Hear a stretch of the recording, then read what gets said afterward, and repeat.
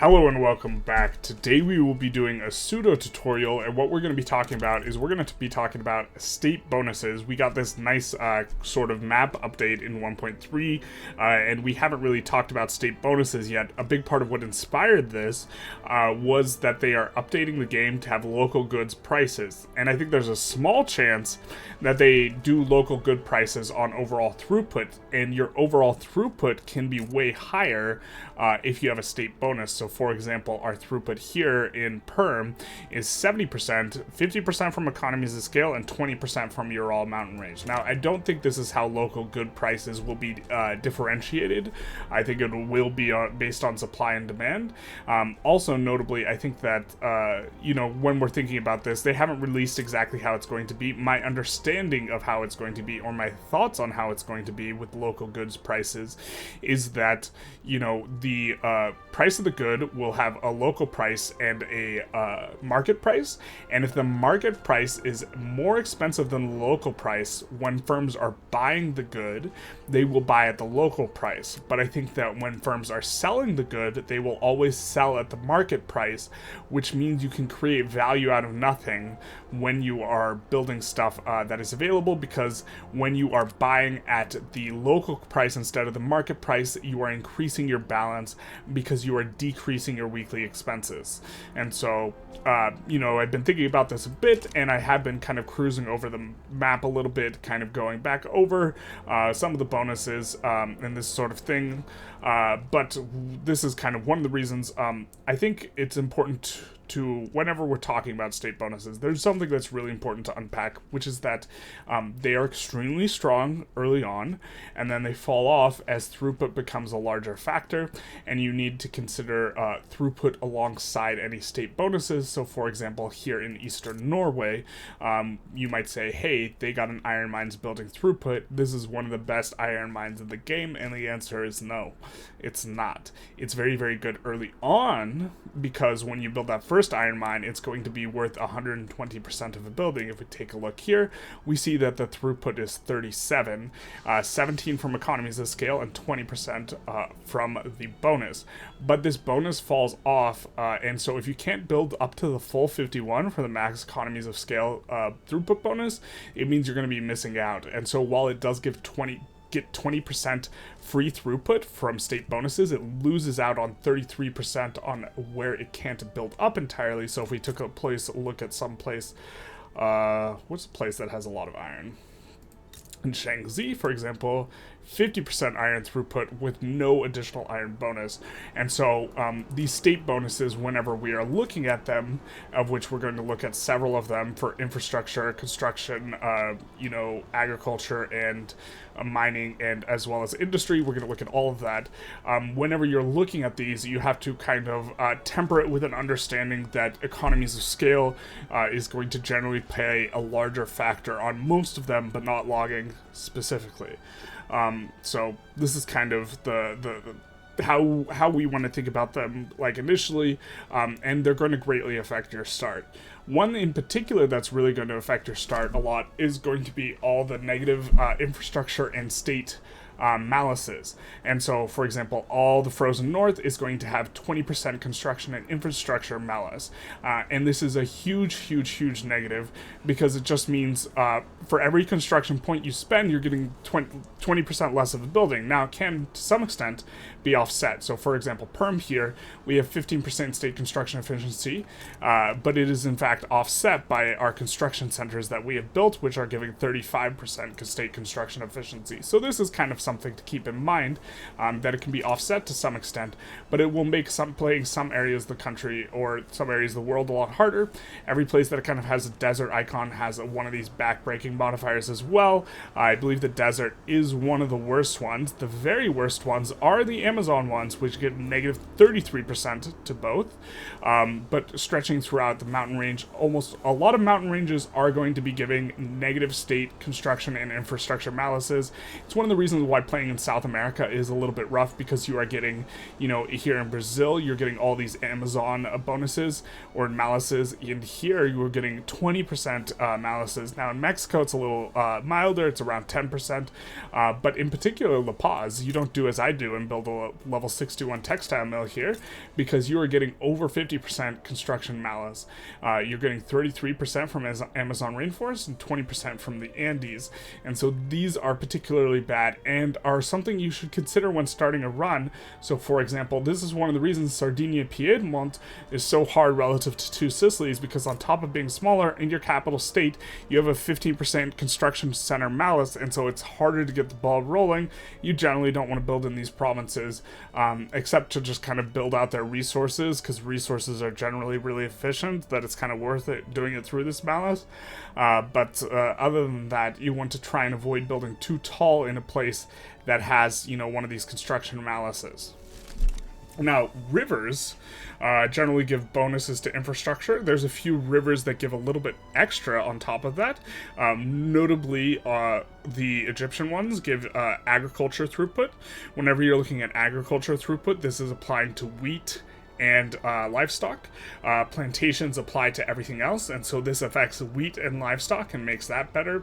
There are a few here as well that are going to give agriculture output as well. To my knowledge, the best agriculture output here is in the Bengal Delta with 25% agricultural throughput. Kind of shifting gears and talking a little bit more about agriculture specifically, all these green leaves denote an agriculture bonus. A lot of them are the good soils bonus, which gives agricultures and plantations. There's a ton of good soils bonus over here, which is a little bit funny because you can't build any plantations here, at least in 1.3.6, but they did announce that they were adding wineries, so maybe these will apply to wineries specifically. But the bonus of plantations bonuses are generally worth a lot more, because you generally don't want to push the meat and the grain as much, but these are kind of good. One of the very best provinces in the game is Punjab, because it has 20% agriculture and plantations throughput, and it has access to almost every single plantation available, with the exception of opium, and so this is going to, and sugar, and so this is going to be really, really, really good. Kind of thinking forward about this local prices difference where you're specializing, it might be an incredible place to build really, really tall textile mills, because you will get really, really cheap inputs. They'll be insanely profitable, and then you can sell them to the absolute enormous population. I think the best province in the game as far as thinking about the state bonus is probably Sindh, because Sindh gets 20% plantations bonus, but also can build opium, unlike Punjab here. And so this is going to be one of the better ones in the game. But the overall, thinking about and valuing an agricultural bonus, generally you shouldn't value it that highly. Most of these are 10 or 15%. California notably has 20%, but you shouldn't value them that highly because you're not looking to push them super, super hard early game. They're certainly okay. They're not bad, but I think they're relatively medium when it comes to evaluating, because especially these bonuses are really good in the early game, and really early in the game you do not want to push your agriculture, and when you get to the point in the game where you are pushing agriculture, you're just like slapping down 51 buildings, and so the throughput is really going to carry it a lot. If you have a 20% bonus and you build one building, it's giving you 20% more, but if you already have 51 buildings and you have a 20% bonus, then it's only giving you like a 16% bonus, because the modifiers stack additively, not multiplicatively. Okay, so that's kind of agriculture.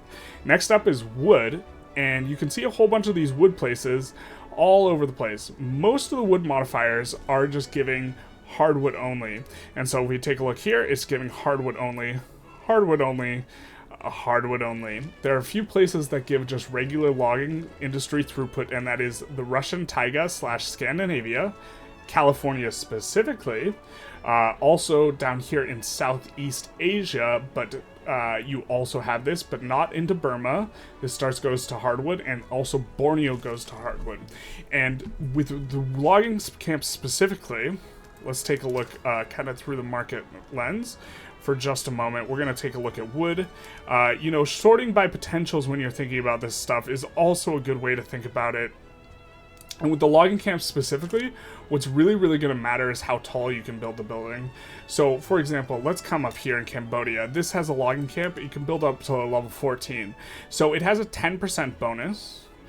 and it also can get, you know, an additional bonus of from 13 from economies of scale. Now, they're encouraging resource industry. Let's pretend they're not, in which case the bonus is capped at 23%. We can compare that to a province like Sichuan, which can get a 22% bonus just by building out all of the logging camps. And with logging specifically, having a place that you can build to a really high level is really, really, really valuable. And this is something to examine in the early game, because building up one single one to level the highest level you can is a good way to get additional throughput. Like, I think in the United States, that's Russia, but for example, New York has level 20, which is particularly good. You know, Florida has a high level one as well, but 23, but we have this negative construction efficiency modifier, so you wouldn't really want to build them high, but they do have quite a lot of tall ones in California. The very best ones are in Russia, though. And it's not too close. To my knowledge, the very best one is Tver, which has a whopping level 40 logging camp potential here, on top of a 20% logging industry throughput bonus, which is just massive. I think these are the only areas that get a 20% bonus. I think these bonuses are 10%. That's an agricultural bonus. Yeah, these are 10%. I think California is also 10%. Okay, it's 20%. Fair enough. California, though, if we take a look at how we're valuing it, is not as valuable because despite getting a 20% bonus, they're going to cap out at a 32% bonus, where Tver is a 59% bonus, right? 39 from economies of scale. Oh, nice. And 20% from the Russian taiga forests. And if you get the rural fork with some honest work, you get the good old 69, which is, of course, what they deserve. So, with logging is actually probably the industry you care the most about the bonus, specifically because logging is extremely good in the early game.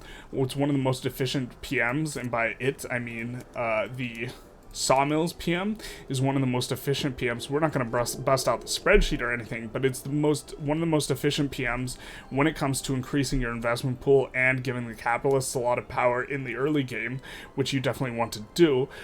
It's going to increase the investment pool. It's going to give the capitalists a lot of power. So you generally want to expand logging really aggressively alongside construction.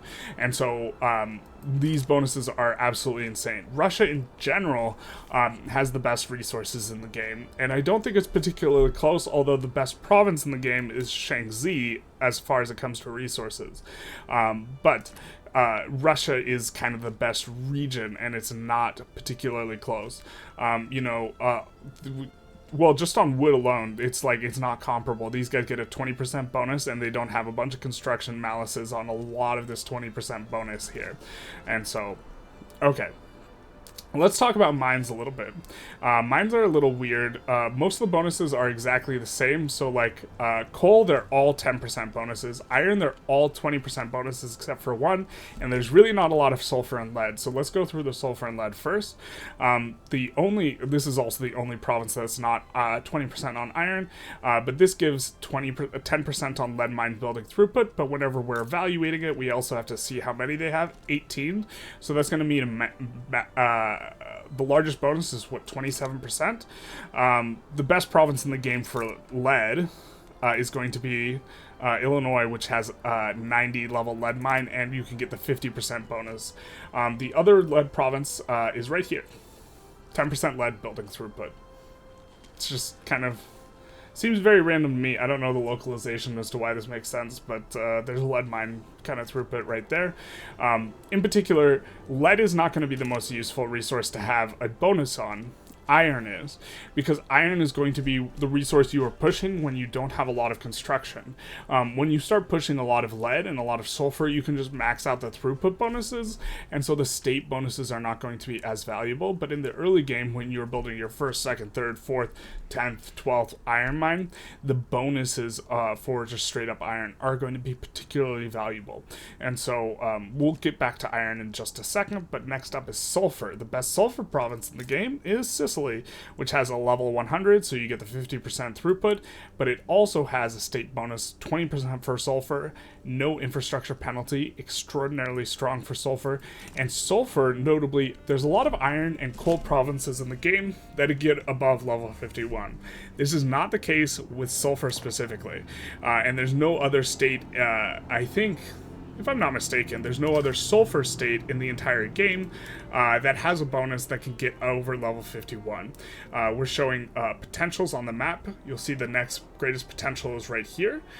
If you are specifically expanding to get sulfur, Brunei, which a lot of countries need to do because it's a little bit more sparse than iron and coal. Brunei is really strong. It has like around 30, as well as Sind, which we discussed with the agriculture. It's split state. I think it has around 40, but here is going to have the next biggest sulfur mine.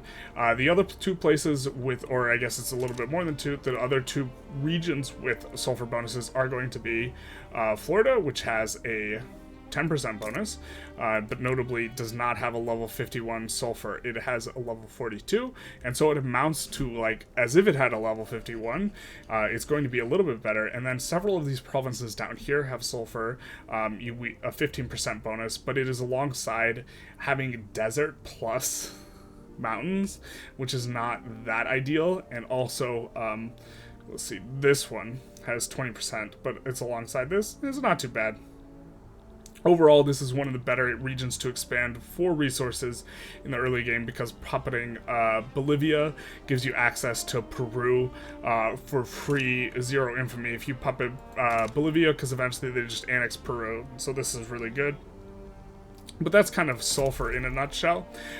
Iron, there's not a lot of places for iron. There's only a few regions that have iron. Notably, most of them are denoted by this kind of mining icon, but one that is not is the Ural mountain range, which gives 20% iron buildings throughput.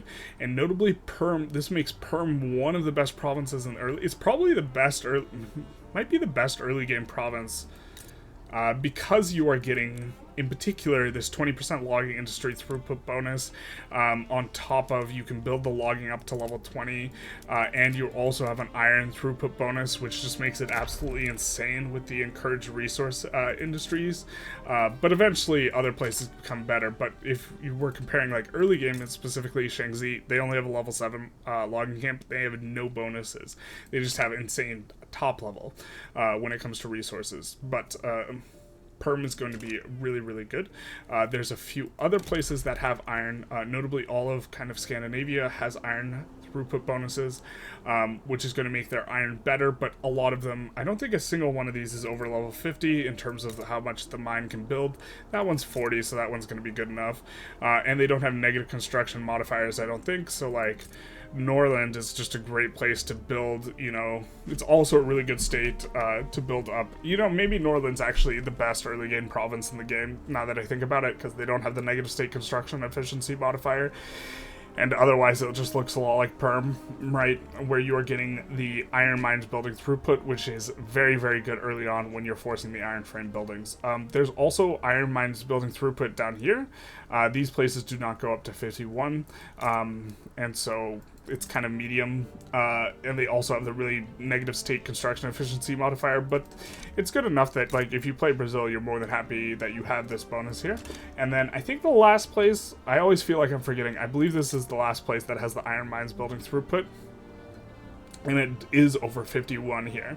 And so this is going to be pretty good in the early game. It's good for France because they can pick it up and, you know, it might have a lot of turmoil, but you can use violent suppression and you can get a lot of kind of cheaper iron that way. But that is the iron. All the other axe picky things, with the exception of this, which is an anomaly because it's dyes. It's the only place that gives dye specifically plantation throughput, and it's just retextured axe picky thing. Other than that, all the rest of these are just 10% coal or 10% coal plus a negative thing. To my knowledge, to my remembrance, this is what they all give. Other than these places we have discussed, the coal 10% is in abundance. Now there's also some mountain ranges here that give 10% coal mines building throughput, but there's pretty rare for the throughput bonus to be on mountains. It is here in the Appalachians and it is here in Ural, the Ural mountain range, but these are the mines, which are going to be pretty good. And finally, we have the industry bonuses, which are the very best bonuses. Let's start first with the second best one, which is the bonuses for natural harbors. The big thing we care about here is the shipyards building throughput. Although naval base max level and port max level are okay, the naval base max level and port max level do kind of fluctuate a little bit, but for the most part, it looks like this, where it's 10 to 10 for kind of the most of them. Almost all of them are just 10% shipyards building throughput. In particular, the best place to acquire one is to go after Oman, because they are useful for strategic reasons, and then they will give you Laristan, which will have one of these bonuses. Also, the best place to go for both sulfur and coal is here in South America for Transvaal and Orania, just because these states are absolutely insane. They have a ton of gold, they have a ton of coal and iron, and they're also European, so you can incorporate them easier. But back to this bonus, there is 15% bonuses in two places, and that is in Norway. Basically, all of Norway gets a 15% shipyards building throughput bonus, and also the home counties gets a 15% shipyards building throughput bonus. And this one is the industry's bonuses are distinct and considerably better, although they are more rare. And the reason they are better is because you are not capped in the same way. Like, so for example, here in Norland, we have a cap on how many iron mines and how many logging camps we can build, and so there's a cap to how much we can utilize this. But here in Gotland, I said here in Western Norway, there's no cap here. We can build as many shipyards as we want, although generally the demand for ships is kind of capped in a way, and so you can't build them too tremendously high, but this does mean this is kind of a more valuable bonus. There are also, the shipping and the whaling bonuses, which I haven't really thought through too much, but in general, they're good, but it's not super essential.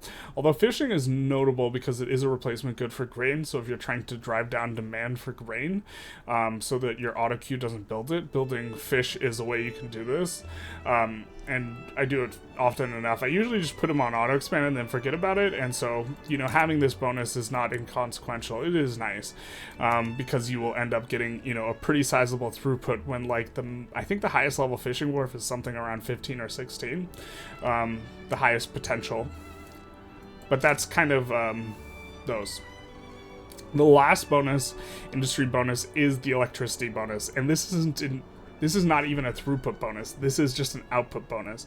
What a throughput bonus does is it increases the inputs in terms of the goods, and it increases the output. So all of these inputs are also increased by throughput, and effectively gets you more of a building, but you don't get the increased wages. And so it's more of a building, but it's also more efficient. So it's better than better. But what output does is it doesn't increase any of these inputs, and you just get increased output. And so, this is incredibly valuable. There are 3 provinces in the game that give it for electricity. The Kraka, or however this is pronounced, falls in Dalmatia. This modifier gives 15%. And then over here, we get a 20% bonus from Niagara Falls, both in Ontario, up here, and also down here in New York, which of course is part of Russia in this run. It gives just 20% electricity building output. And so this will make a ton more electricity. So we have 70% throughput, and I believe this output modifier works multiplicatively with the throughput, but I'm not 100% sure on this.